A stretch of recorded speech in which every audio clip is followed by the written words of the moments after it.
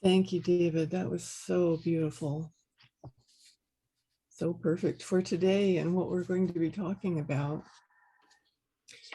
And today I want to share with you different things that you can say to someone when a loved one dies. This is such a challenging thing. And I've had so many people say, I just don't know what to say. And they get confused and it can be a challenge. So I want to help you through that so you won't have that challenge anymore. I recently saw a friend who told me that her dear friend died. And I knew she told me that because I'm the one who deals positively with grief and loss. And I knew she was seeking kind words and guidance. And so what came to me to say was, I'm sorry for your loss. And when that came into my mind to say that, I felt like I'd been kicked in the stomach. Here were the words. I had been on a campaign to get people to not say that. And those were the exact words that came to me to say. When both of my husbands died, I got to the point that every time I would hear those words, I'd almost feel angry.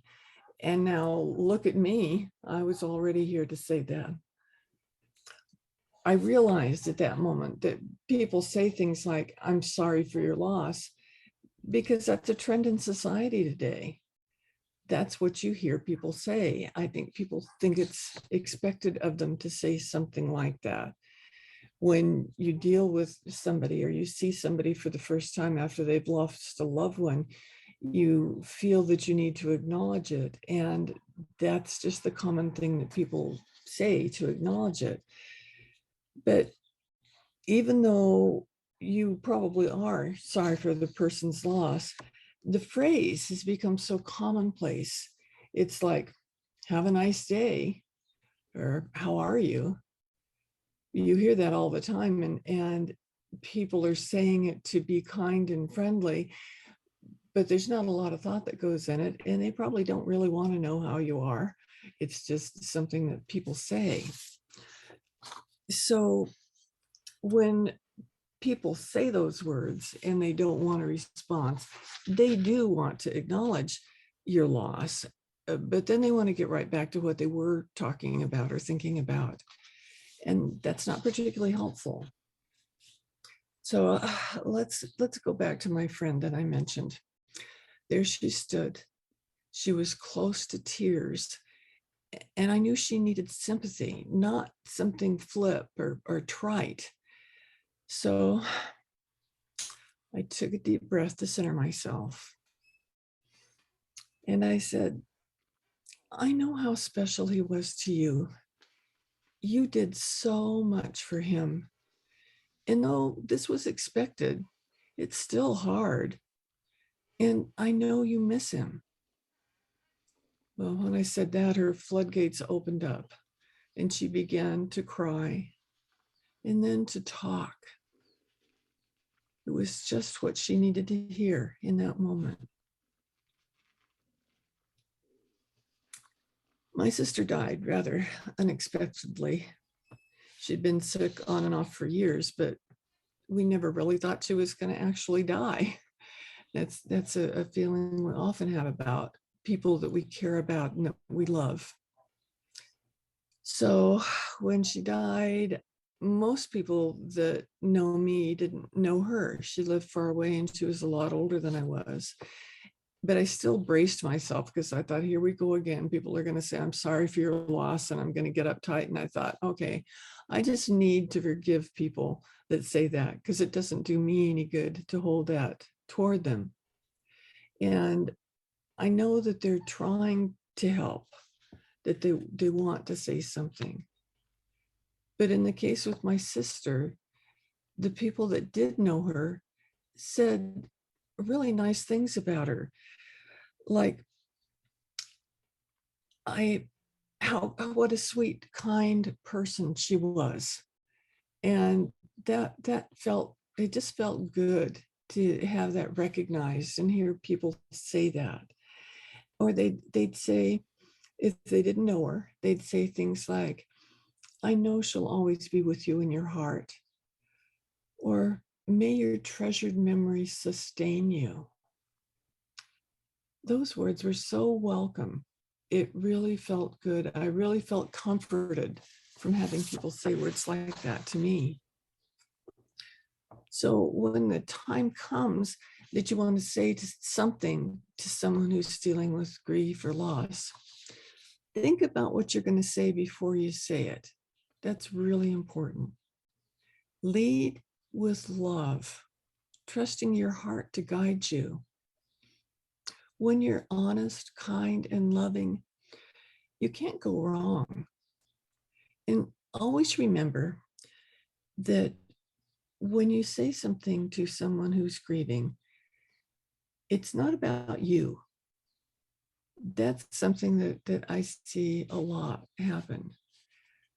When I say something like, if I see somebody who's grieving and I say, well, when Ron died, this happened, or when Jacques died, this happened, or when Mom died, this is how I felt. That's about me. That's not particularly helpful to them. So always focus on them. Your emphasis is what they would like to hear. You could say something like, I could see how much you loved each other. I remember always seeing you hold hands, and that always made me smile. Doesn't it just feel good to just hear that? Or you could say something that puts the focus on both you and the person who died, like what I just said. You're not just talking about the loss, you're talking to the person you're speaking to right then and remembering their loved one. So when you think about it before you say, if what you're saying isn't going to be kind or helpful and can't be shared with love, then just don't say that. Recognize that you are about to say it and then put it aside and don't say that. Another thing is to be careful with religion. I've heard people say things you wouldn't believe about what God wants or what God would do or wouldn't do. And that also isn't particularly helpful. If you know what your friends' religious preferences and you can relate to them and you can talk to them on a level that you both understand with your beliefs, that's great. But if you don't, you might unintentionally say something that'll end up being hurtful without you even realizing it. And you may not even know that what you said was hurtful, but that person walks away not feeling better for having talked to you, but maybe feeling worse. So if you do know what you could share with them that's really going to help, then by all means do that.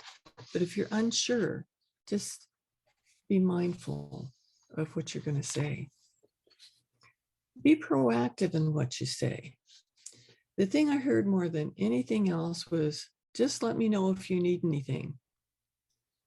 Please stop saying that now.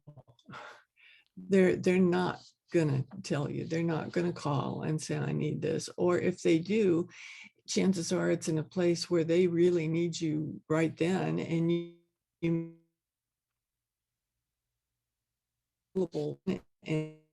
this makes things worse. So best to say something different than or do something different. If you do things like send cards, not just a sympathy card, a lot right when somebody dies, we get lots of sympathy cards and then they stop. So you're overwhelmed with a bunch of cards that may be even a challenge to read through, and then you don't have any more. So think about that and send someone who's dealing with loss a card every once in a while. People I'm really close to, I send them a card every single week for the first year after their loss. And that brings us closer together. It helps me as much as it helps them. and it's a real positive thing to do. Or you can send them little gifts. If you know, for instance, they really have a thing for dogs, and you find this really cute magnet for the refrigerator with a dog that looks just like theirs on it, that'd make them smile. And they could put it on the refrigerator, and every time they see it, they're going to smile and think of you're caring about them. So it's not like I'm expecting you to spend a lot of money. You just may run across something that you can share, that you know somebody, it would bring them some joy and remind them that they're cared about. And sometimes taking food is a really good idea too. I was actually surprised when both of my husbands died because nobody brought food. And growing up with around my family, there was always lots of food. They'd bring lots of stuff, and we'd freeze lots of stuff, and we didn't have to think about cooking for a while because there was something there to eat. So for me, anyway, food would have been a really welcome gift.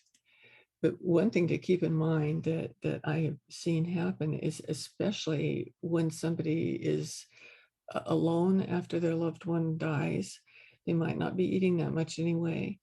And you take them a great big casserole, and that's not particularly helpful. But you could make that big casserole and cut it up into individual servings and wrap it for the freezer and take that to them. And then they can have it at those times they don't feel like eating, or they don't feel like asking somebody for something, or they don't feel like going out. It's there. So there are lots of different ways to think of. And when you think about the whole thing before you do it or say it, that really helps. Is if you realize, like with me, I lost a whole lot of weight after both of my husbands because I just didn't feel like eating, wasn't thinking about eating, last things on my mind. But if somebody would have brought me something like that, I'm sure I would have been eating it, especially because I knew or would know that there was love in that food, and that would really help. So what specifically can you say to someone when they're dealing with loss? Well, it is okay to say, I'm sorry for your loss. I don't want you to think I'm judging or condemning you, because I don't do that. So you can say, I'm sorry for your loss, as long as that's coming from your heart and because it's what you're really feeling. But there are other things that you can say that can maybe bring more comfort. And I'm going to give you 5 different ideas of what you can think about to say. The first one is, say the name of the loved one.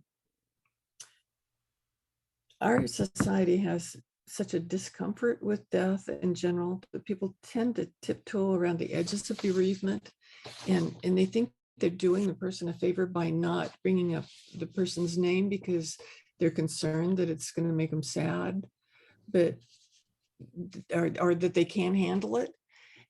But that's not the truth. I love to hear things about people that I was close to that died.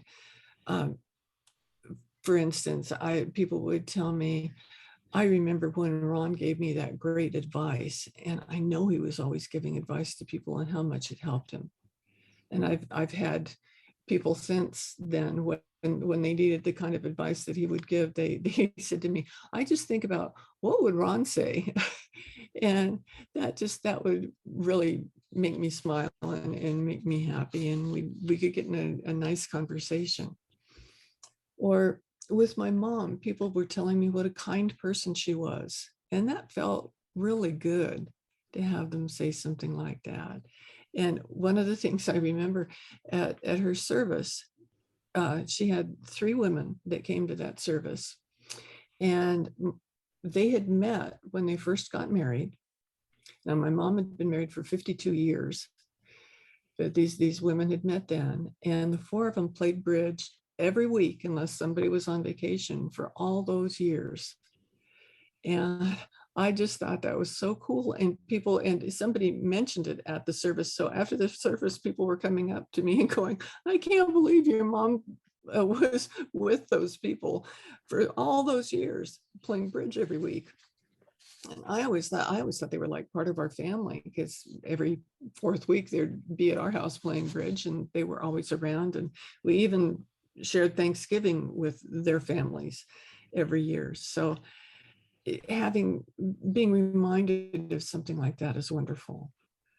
Or with Jacques. Jacques had a beautiful singing voice. And I'd have people remind me of that beautiful voice he had. And they'd tell me, whenever I knew he was going to be singing someplace, I'd be there, because I didn't want to miss that, because it was so beautiful. So things like that, I can't help but smile just telling you about them right now, because they're positive, they're loving, they come from the heart, and they don't make me cry. I might shed a tear about them sometimes, but it's happy crying, because it just feels good to have that memory. So think about the person who died, if you know them, and you can comment on things like their smile or their laugh, or events that you shared together, or anything positive that you can remember about the person. That's always good to say. The second thing to say is to acknowledge what the person's experiencing. I remember sometimes when I would be suffering, and in particular, I was having a hard time getting through the day, or I was especially quiet, and somebody would see me and they'd see that, and they'd turn around and walk the other way. They didn't want to get sucked into that vortex of sorrow that I was experiencing at the second, and get trapped there. Where if they only knew that if they came over and just smiled at me, it could have turned my day around, that would have been a really good thing to do. So people, when they're grieving, frequently think they're the only one that feels that way, that nobody else has ever felt as bad as they feel. That's not uncommon at all.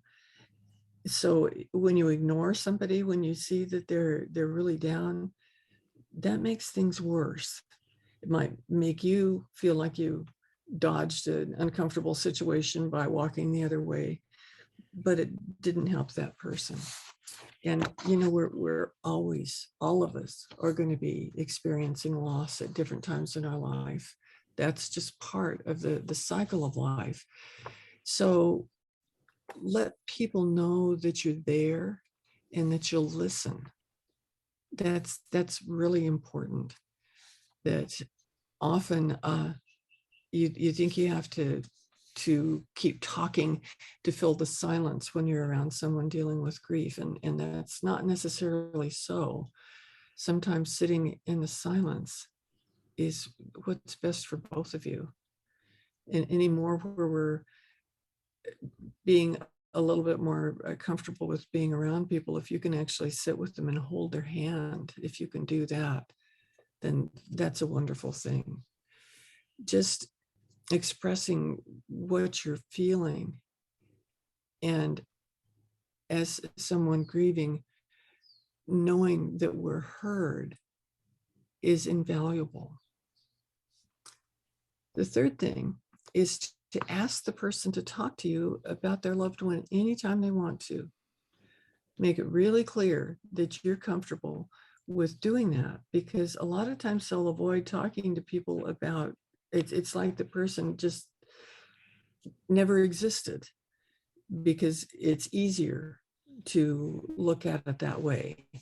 So if the person knows that it's okay to talk to you about them, it's okay to mention them, that you welcome that, then they'll say whatever they need to say. And that can be such a relief. That can feel so, so good. So you can kick that off by talking about their loved one, and you can get into a really nice, comforting conversation. I had a friend that stayed with me when Jacques was in the long process of transitioning. She stayed with me for, it's about 6 months, and I was so grateful for her, and for us to be able to get into, and she had been a friend since right after junior high school. So we had lots of stuff in common. And for us to be able to sit and talk about what we needed to talk about the people that we'd lost. Both of us had had situations where we didn't have anybody to talk about a particular person who was gone. And it was so important for us to know that we could talk to each other about that. It really provided a lot of comfort. Another thing is not knowing what to say at a time like this is not unusual. And unfortunately, when people don't know what to say, that's when they walk away. So if you don't know something to say, then have something stored in your memory bank of, okay, I can tell them, I love your smile, or I love to smile. Tell them, I'm so happy you're my friend. Tell them something that doesn't have anything to do with the grief or loss, but something that's positive. And then my last suggestion out of that list is to tell them that you're sorry that they have to go through this. And let them know that without judgment or advice. Sometimes they just need to express something and know that someone hears them. Another thing to think about is sometimes there are no words, especially if the death is tragic or sudden. I've dealt with a lot of that too, unfortunately. We had a good friend of ours who died in a car accident on his way home from our house. And that was really tough. And he was the best man in our wedding, so everybody knew that we knew him and that we were close. And I couldn't believe how many people just couldn't wait to ask me if he'd been drinking and caused the accident.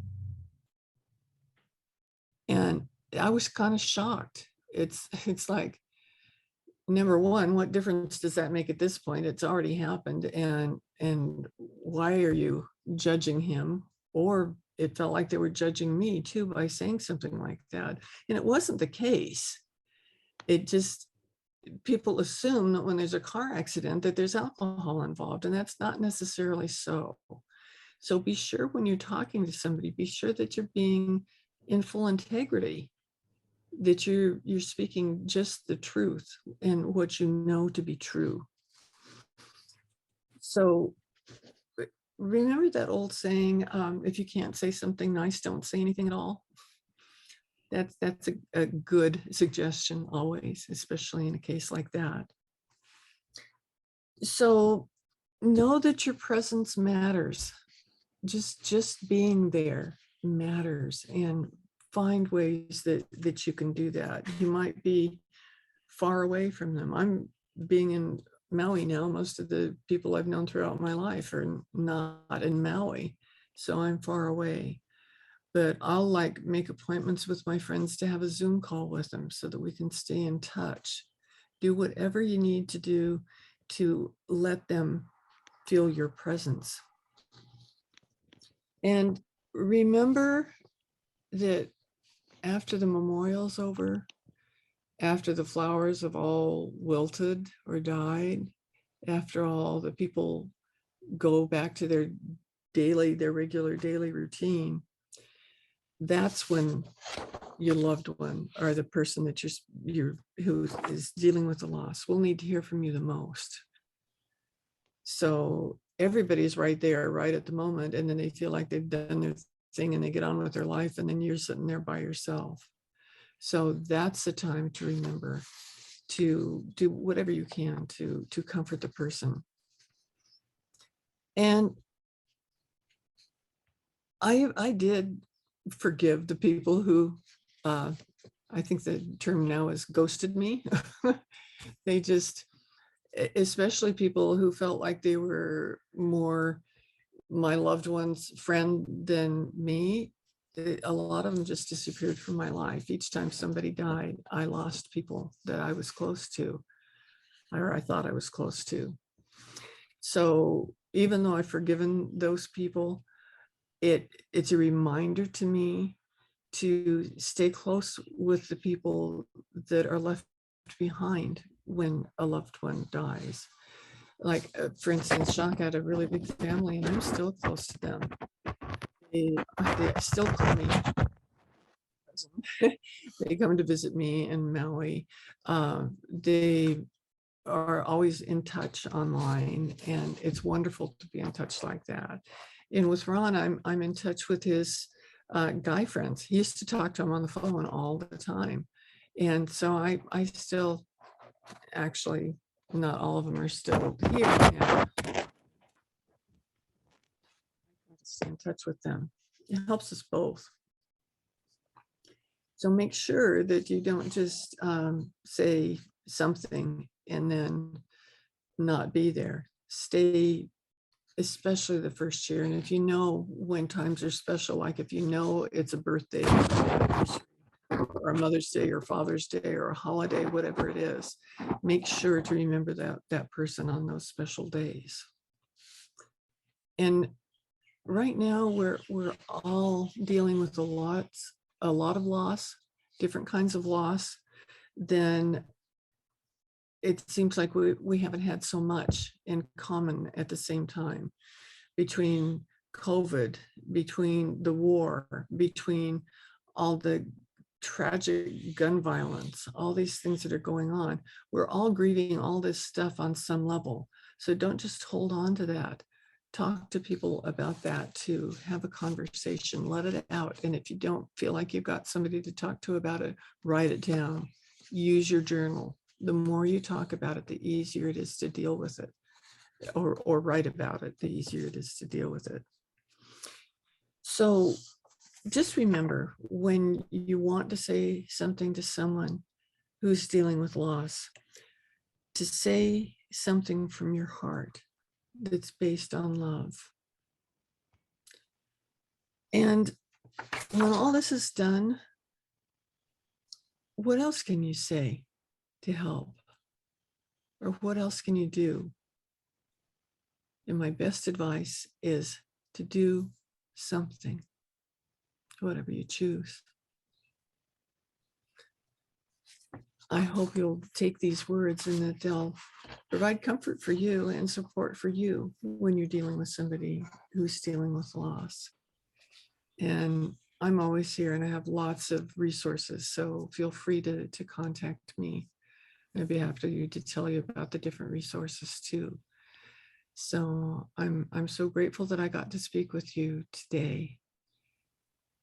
And I'm glad we shared this time together. Thank you.